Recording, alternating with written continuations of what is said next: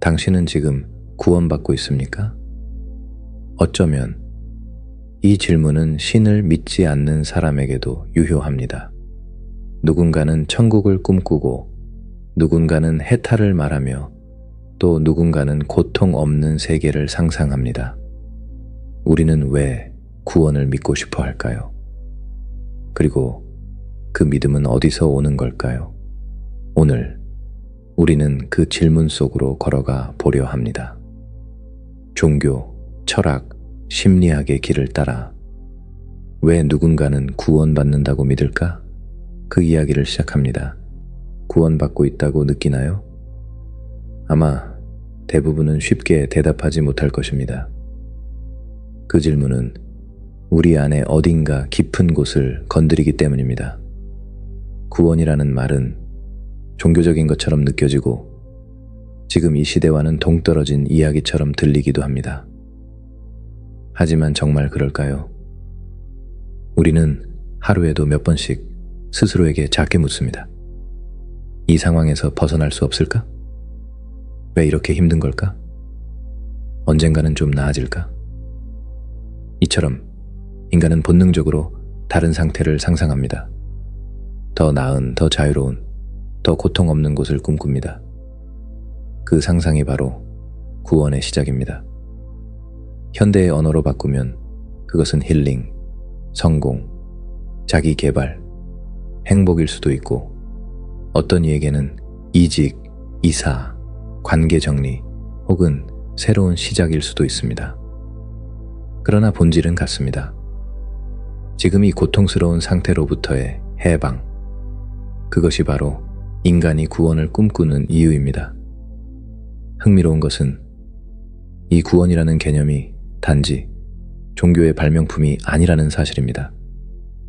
구원은 인간이 삶을 버티기 위해 스스로 발명한 심리적 장치이기도 합니다. 생존의 끝에서, 불안의 가장자리에서 인간은 신의 이름을 불렀고 그 이름은 곧 구원의 상징이 되었습니다. 우리는 인간이 왜 본능적으로 구원을 상상하며 살아가는지를 탐구합니다. 그리고 그것이 단순한 환상이 아닌 인류의 사고를 지탱해온 철학적, 심리적 기둥임을 보게 될 것입니다. 수천 년 전 한 철학자가 어둠 속의 인간을 상상했습니다. 플라톤의 동굴의 비유는 지금까지도 인간 존재에 대한 가장 강력한 은유 중 하나로 남아 있습니다. 그는 말합니다. 사람들은 태어날 때부터 어두운 동굴 속에 사슬로 묶여 있었고 뒤에서는 불빛이, 앞에는 벽이 있었습니다. 그리고 그 벽에 비친 그림자를 세상의 전부라 믿고 살아간다고. 우리는 지금도 그렇게 살아가고 있는 건 아닐까요?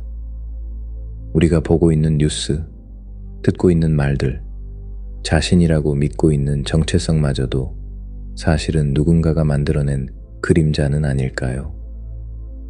플라톤은 말합니다.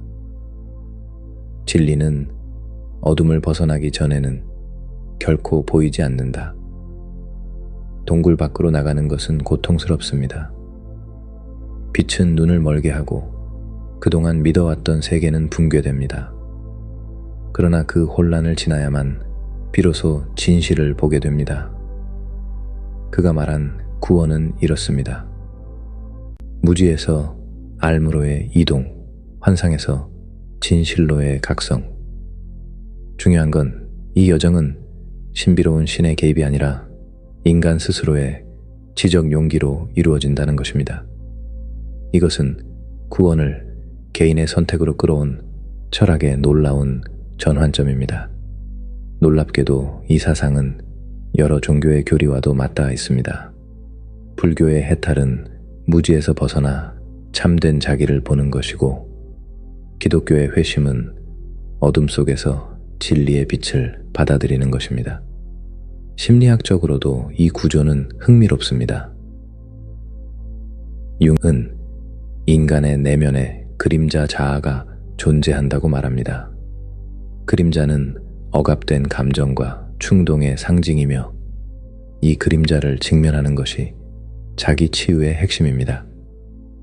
결국 동굴을 나온다는 것은 인간이 만든 세계의 구조를 의심하고 그 너머의 진실을 보려는 시도입니다.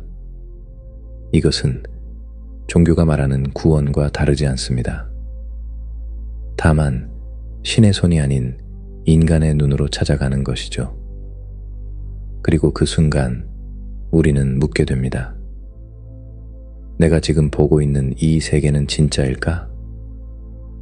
어떤 철학자는 인간이 본다는 것조차 환상일 수 있다고 말했습니다. 플라톤은 그의 유명한 동굴의 비유에서 말합니다. 우리가 현실이라고 믿는 이 세계는 실은 등 뒤에서 비치는 불빛과 벽에 비친 그림자일 뿐이라고. 그 동굴 안에서 태어난 자는 태어나서부터 벽에 비친 그림자만을 봅니다. 그는 그것이 세상의 전부라고 믿습니다. 그러나 만약 그가 어느 날 억지로라도 몸을 돌려 불빛을 보고 동굴을 빠져나가 햇빛 아래 진짜 사물을 본다면 그는 처음엔 눈이 멀고 고통스러울 것입니다. 하지만 이내 그는 알게 됩니다. 자신이 그동안 살아왔던 세계는 그림자에 불과했다는 것을. 플라톤에게 있어 진리의 세계는 어둠 밖에 빛 속에 존재합니다. 그리고 그 진리를 마주한 자는 다시 동굴로 돌아가 사람들에게 말해줘야 한다고 그는 말하죠. 그건 진짜가 아니야. 진짜는 저 밖에 있어. 그러나 동굴의 남은 자들은 그런 말을 믿지 않습니다. 심지어 그런 말을 하는 이를 해치려고까지 하죠. 진리를 외치는 자가 박해받는 이유입니다. 우리는 이 동굴을 종교의 구원론과도 겹쳐볼 수 있습니다. 기독교에서 구원은 이 세상, 곧 타락한 세상을 벗어나 하나님의 진리와 사랑 안으로 들어가는 것입니다. 이슬람은 파라다이스를, 불교는 해탈을 말합니다. 모두 이 현실 너머에 다른 빛의 세계가 있음을 전제합니다. 플라톤의 동굴은 그 자체로 구원을 상징하는 은유입니다. 그림자의 세계에 갇힌 자가 참된 세계에 빛을 보게 되는 것. 그것이 철학의 목적이자 종교가 말하는 각성이기도 하죠. 그러나 중요한 것은 이 구원은 반드시 고통을 동반한다는 사실입니다. 동굴에서 나올 때 그는 눈이 부셔 앞을 보지 못합니다. 고개를 돌리는 순간조차 고통스럽습니다. 마치 익숙한 신념을 버리는 일, 혹은 자신의 잘못된 삶을 돌아보는 일이 그러하듯이 사람은 자신의 삶 전체가 환상일 수도 있다는 말을 듣는 것만으로도 고통받습니다. 그래서 어떤 사람들은 아예 동굴 밖을 보려 하지 않습니다. 지금이 더 편하니까요. 그들에게 구원이란 현실 도피처럼 느껴지기도 합니다. 오히려 지금 이 세계가 낫다고, 그림자가 더 따뜻하다고 말하죠. 그건 어쩌면 두려움 때문입니다. 진리를 본다는 것은 결국 자신이 얼마나 모르고 살아왔는지를 인정하는 일이기도 하니까요. 그러니 왜 어떤 사람은 구원을 믿고 어떤 사람은 믿지 않는가라는 질문은 이렇게 말할 수도 있겠습니다.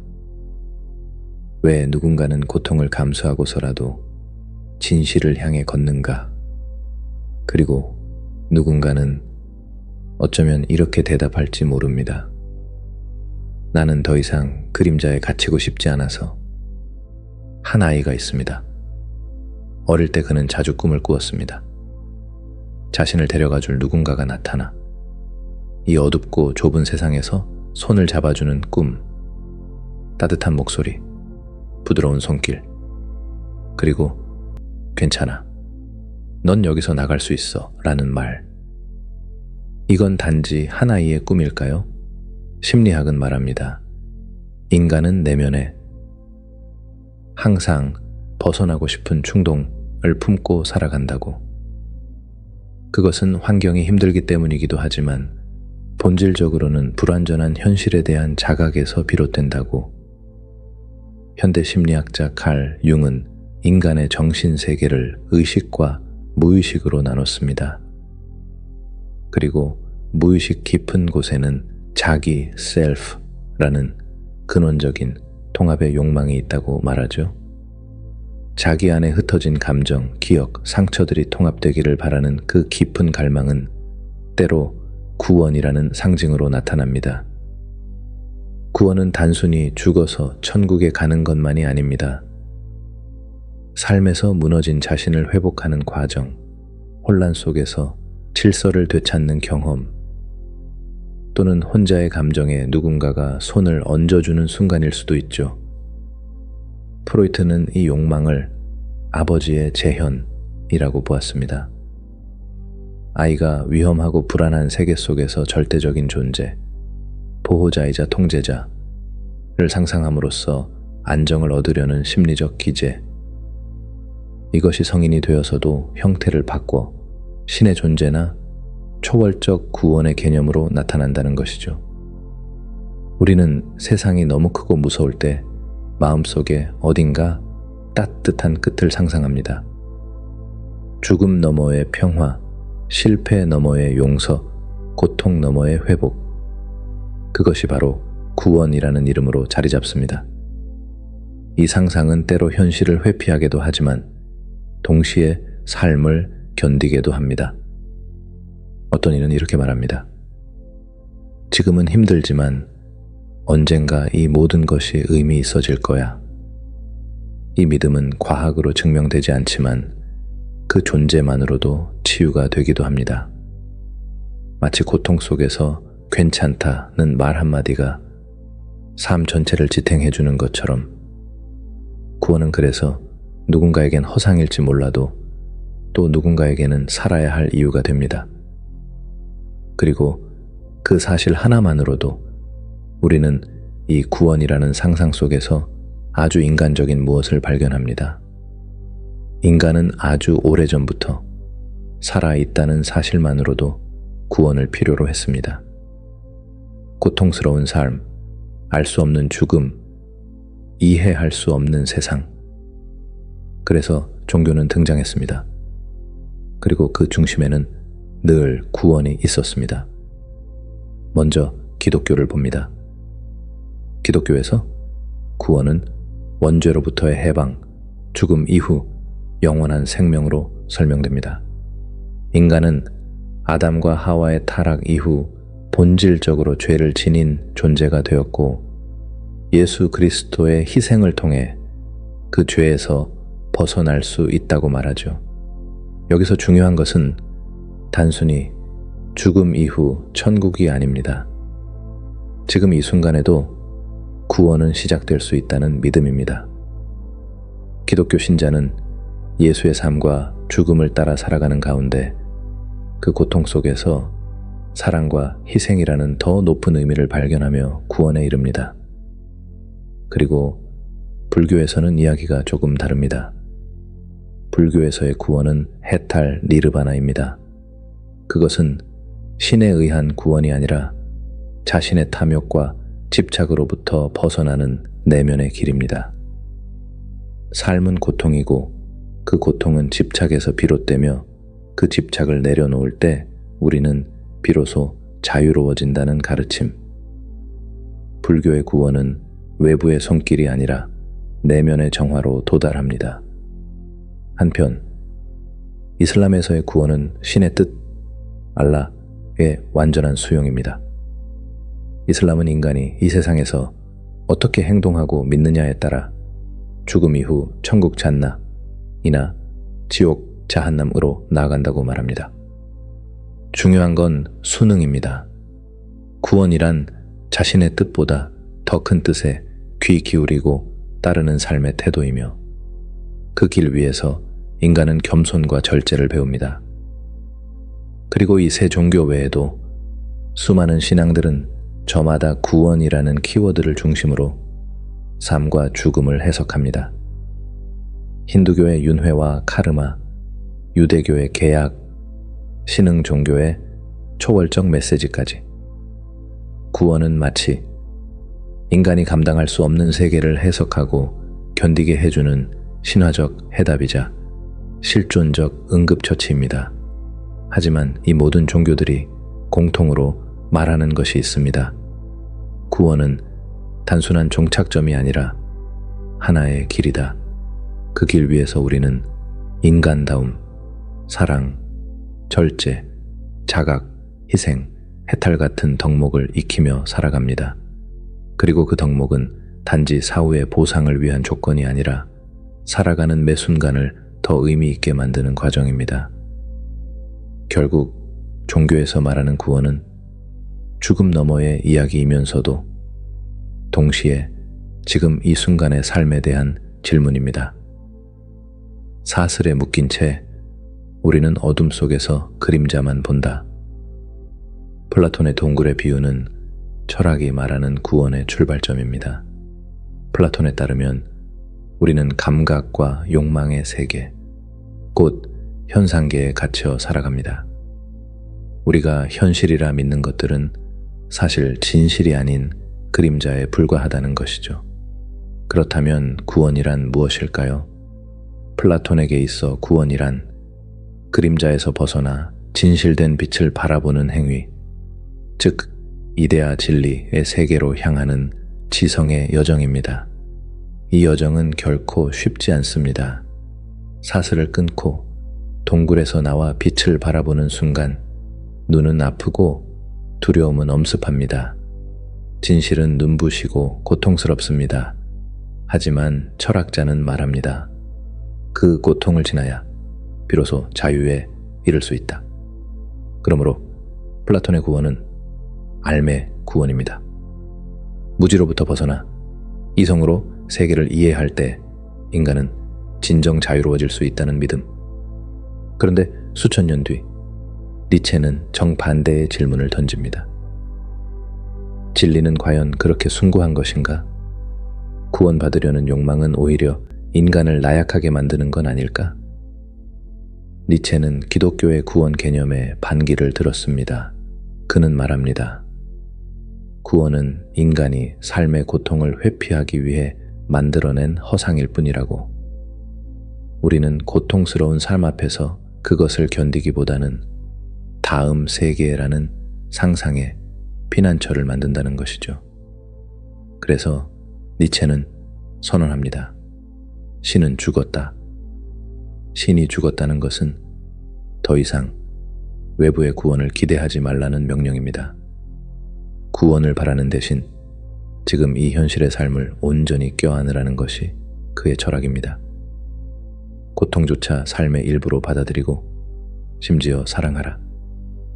그것이 바로 니체가 말한 구원의 다른 이름, 아모르 파티, 운명을 사랑하라 입니다.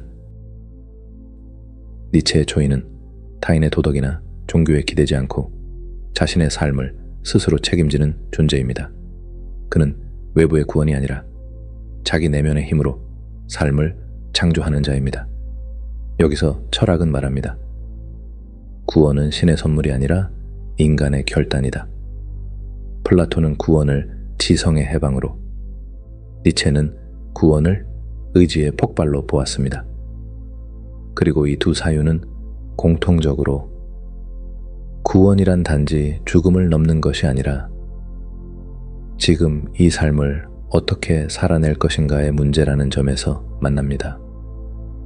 플라톤은 진리를 통해, 니체는 힘을 통해 인간이 고통과 허물을 넘어서는 법을 이야기했습니다. 결국 철학에서의 구원은 우리가 어떤 세계를 믿고 어떤 삶을 선택하는가에 대한 깊은 자기 물음입니다. 그 질문 앞에 선 우리는 더 이상 신만을 바라보지 않습니다. 자기 자신을, 그 유한하고 불완전한 존재를 어떻게 견디고 끌어안느냐가 곧 구원의 방식이 되기 때문입니다. 우리는 더 이상 신의 음성을 기다리지 않습니다. 플라톤의 동굴은 잊혔고 니체의 초인은 현실의 무게에 묻혀버렸습니다. 그래서일까요? 오늘날 구원이라는 단어는 종교의 경전보다 심리상담실에서 더 자주 들립니다. 나는 지금 구원받고 있는 걸까?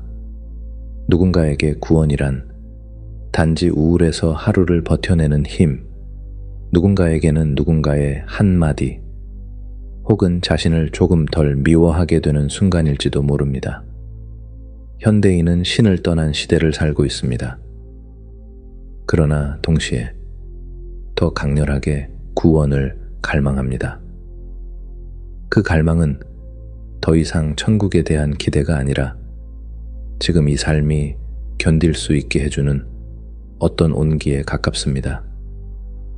불교의 해탈이 욕망을 끊는 길이라면 현대의 구원은 오히려 자기 자신과 타협하는 법을 배우는 과정입니다. 완벽해지려는 압박에서 벗어나 그저 이대로도 괜찮다는 작고 조용한 목소리를 듣는 것. 한때 구원은 신의 뜻이었습니다. 지금 구원은 나의 상태입니다. 이 변화는 우리가 구원을 외부에서 내부로 이동시켰다는 증거입니다. 그러나 이 새로운 구원은 여전히 고독 속에서 이루어집니다. 우리는 타인과 연결되어 있으면서도 결국 자기 자신에게 가장 큰 질문을 던지게 되죠. 나는 지금 나로서 살아가고 있는가? 심리학은 말합니다. 인간은 죽음을 두려워하지만 그보다 더 두려워하는 것은 아무도 나를 이해하지 못한 채 죽는 것이라고. 그래서 현대인의 구원은 누군가에게 이해받고 한 번이라도 온전히 존재해본 기억을 갖는 것입니다. 구원이 더 이상 천상의 약속이 아닌 이유입니다. 이제 구원은 공감의 감각, 말 한마디, 기억 속의 어떤 순간이 됩니다. 종교는 그 구원의 형식을 제시했고 철학은 그 구원의 본질을 탐색했으며 심리는 이제 구원의 감각을 복원하려 합니다. 이제 우리는 안다.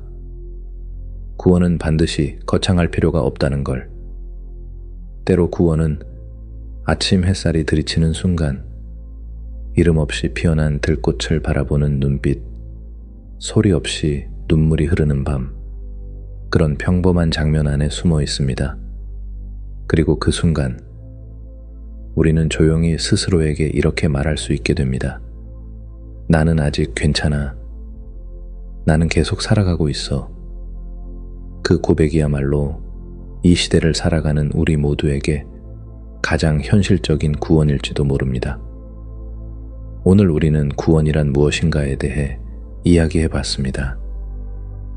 그것이 신의 약속이든 나 자신을 품는 일이든 결국 구원은 우리가 스스로 묻고 스스로 답해야 하는 가장 인간적인 질문일지도 모릅니다.